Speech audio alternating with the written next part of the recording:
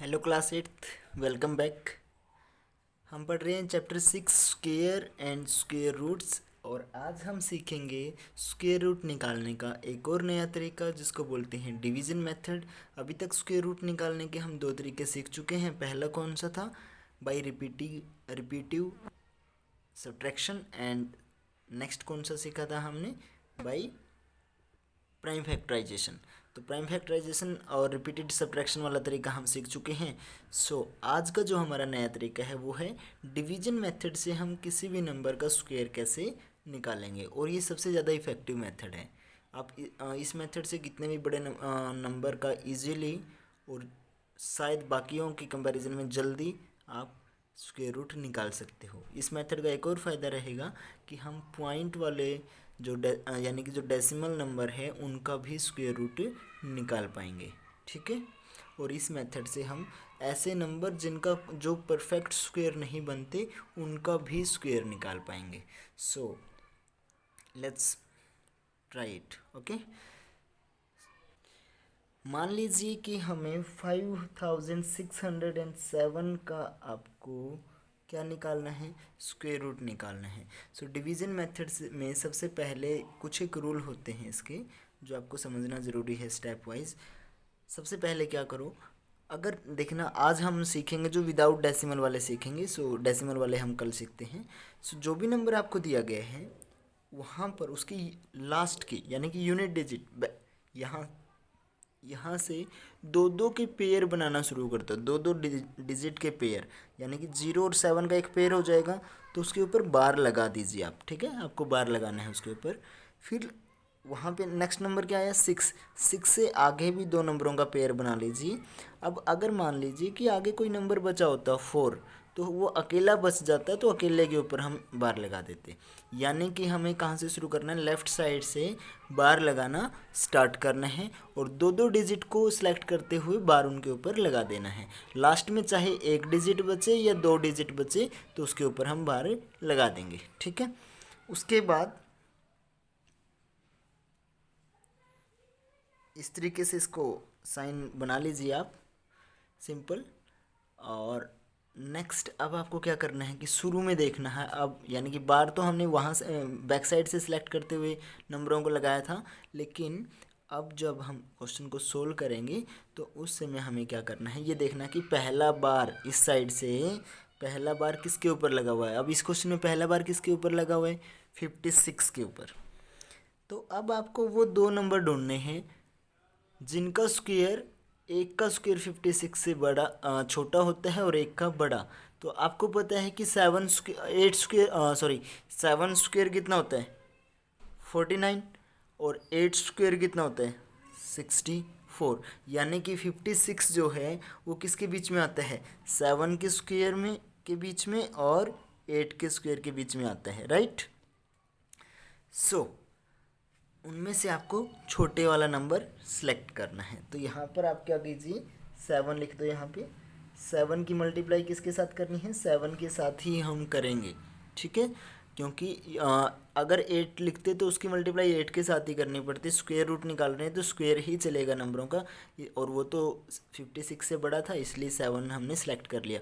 अब आप ऐसे सोच रहे होंगे कि 6 का स्क्वायर भी इससे छोटा होता है, लेकिन आप 6 नहीं सेलेक्ट कर सकते।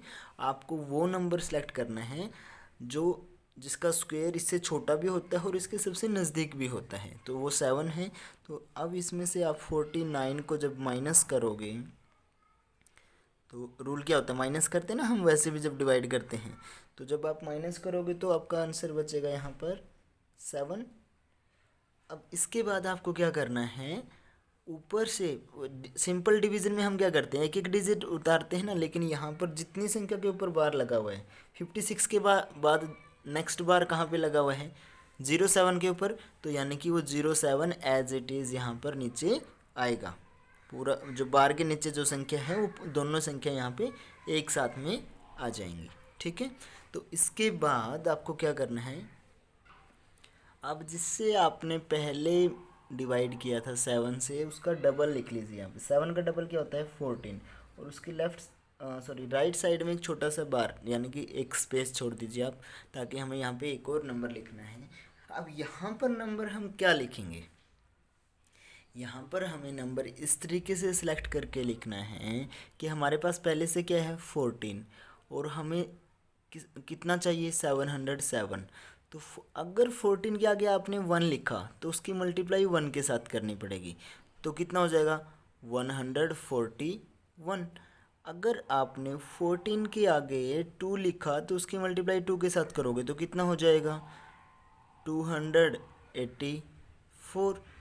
जब आप 100 यानी कि 14 के आगे 3 लिखोगे तो उसकी मल्टीप्लाई किसके साथ करनी पड़ेगी 3 के साथ।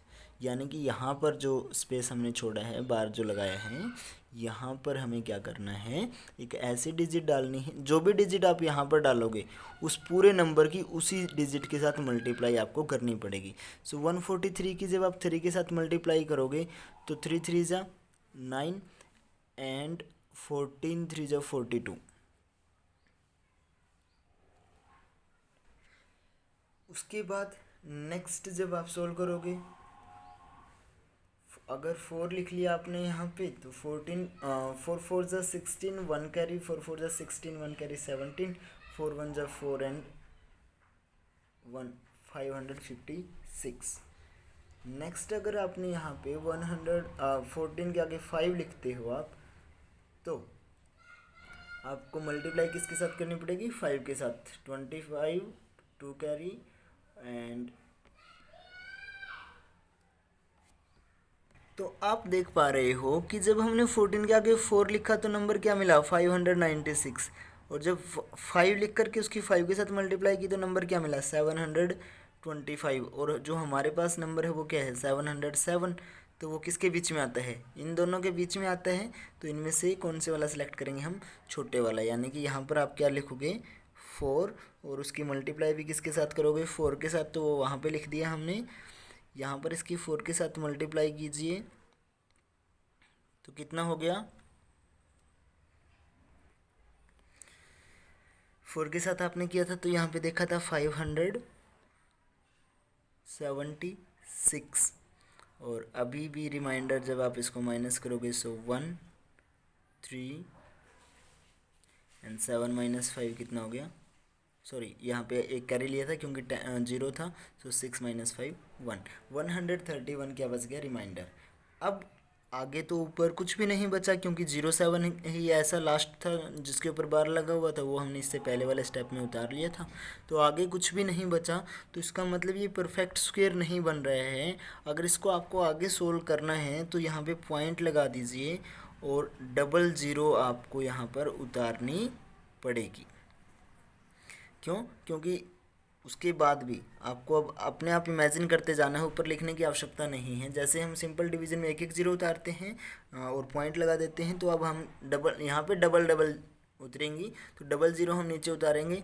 यहाँ पर क्या लिखेंगे, या तो इनको जोड़ लो या फिर जो वहाँ पे लिखा है उसका डबल कर दो। अभी 74 का डबल कितना हो जाएगा 148। तो यहाँ पे भी दोबारा से वही रूल लगा दो कि इसके आगे अगर आप 1 लिखोगे तो 1 के साथ मल्टीप्लाई करनी पड़ेगी, 2 लिखोगे 2 के साथ मल्टीप्लाई करनी पड़ेगी, और इसी तरीके से कंटिन्यू चलते रहोगे। तो पॉइंट वालों को आपको सिर्फ 2 स्टेप तक सोल्व करना होता है, आप 2 स्टेप तक इसी मेथड से सोल्व कर लेना, ठीक है। अब हम एक एग्जांपल लेते हैं जो एक परफेक्ट स्क्वायर होता है किसी नंबर का। अच्छा, वैसे यहाँ से हम ये भी चीज़ सीख सकते हैं कि हमारे पास देखिएगा, इस चीज़ को छोड़ दीजिए, अगर आपको डेसिमल में नंबर नहीं निकालना, तो जब हम इसका परफेक्ट स्क्वायर वाला इसके ऊपर मेथड लगाया तो क्या हुआ कि रिमाइंडर कितना बच गया 131। तो अगर क्वेश्चन ये आता है ना आपका कि 5607 में से वो कम से कम नंबर, वो छोटा से छोटा नंबर निकालिए जो इसमें से माइनस कर दें, उसके बाद ये क्या बन जाए परफेक्ट स्क्वायर, तो वो क्या बन जाएगा 131। इसमें से अगर हम 131 को माइनस कर देंगे तो जो भी नंबर आपको मिलेगा वो किसका परफेक्ट स्क्वायर होगा 74 का, वो क्या हो जाएगा परफेक्ट स्क्वायर हो जाएगा, ठीक है।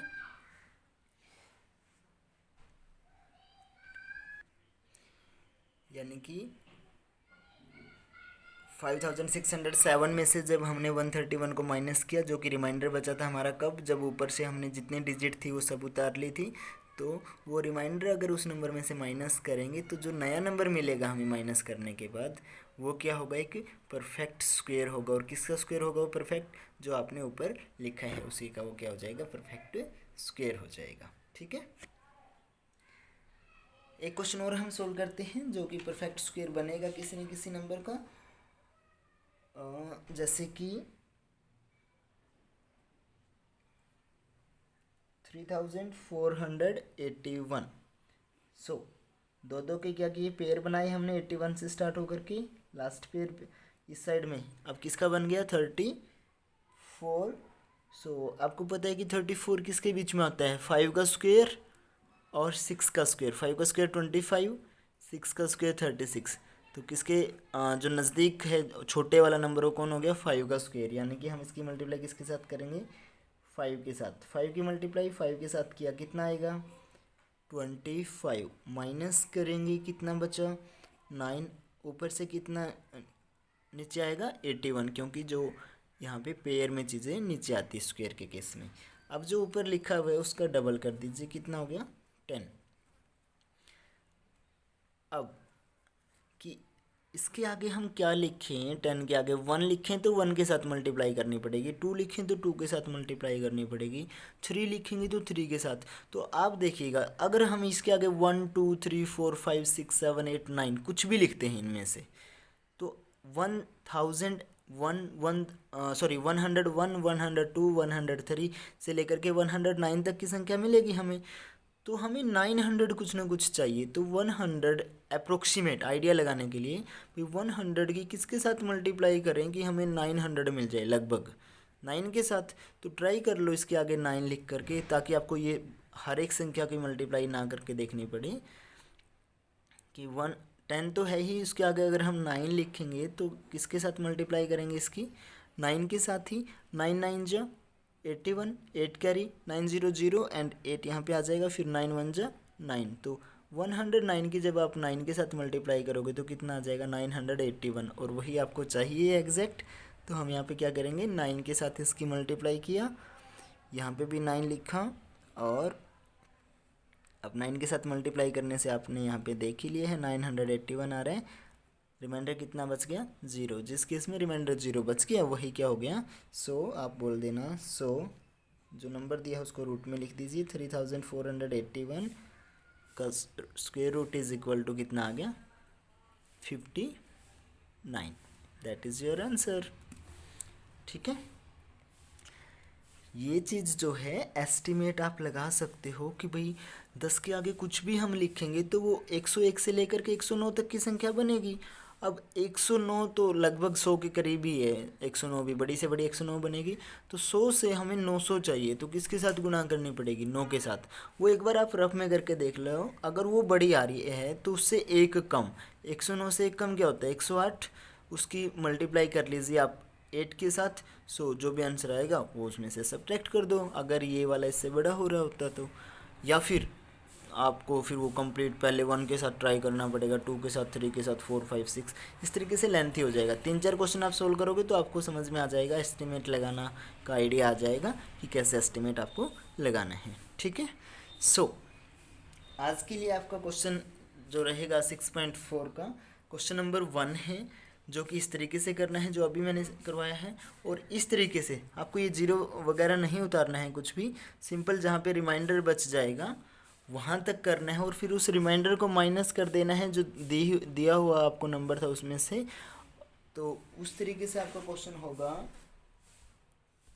Question number 5। वहाँ पर क्या है कि आपको जो नंबर दिया है उसको इस तरीके से आप सोल्व करोगे, सभी मतलब जितने भी डिजिट हैं सारे की सारे उतारने के बाद लास्ट में जो रिमाइंडर बच जाएगा वो दिए हुए नंबर में से माइनस करोगे, जो आंसर आएगा उसके ऊपर क्या लगा दोगे रूट, और वो किसके इक्वल आ जाएगा जो आपका ऊपर उस केस में आपका क्यूसेंट आपको मिला हुआ है उस क्वेश्चन में। तो उस तरीके से आपका क्वेश्चन नंबर हो जाएगा 4। यानी कि यहाँ से हमने क्या सीखा क्वेश्चन नंबर 4 से कि किसी भी नंबर का स्क्वायर रूट अगर हम निकाल रहे हैं और हमें यह निकालना है कि इस नंबर में से वो छोटे से छोटी संख्या क्या माइनस करें जिसके माइनस करने से यह नंबर एक परफेक्ट स्क्वायर नंबर हो जाए, और फिर उस परफेक्ट स्क्वायर का स्क्वायर रूट निकालना है। तो वो तो सिंपल सी बात है, वही आएगा, आपको एज इट इज़ लिख देना है। ठीक है, so question number 1 and question number 4 आज आपको सोल्व करने हैं।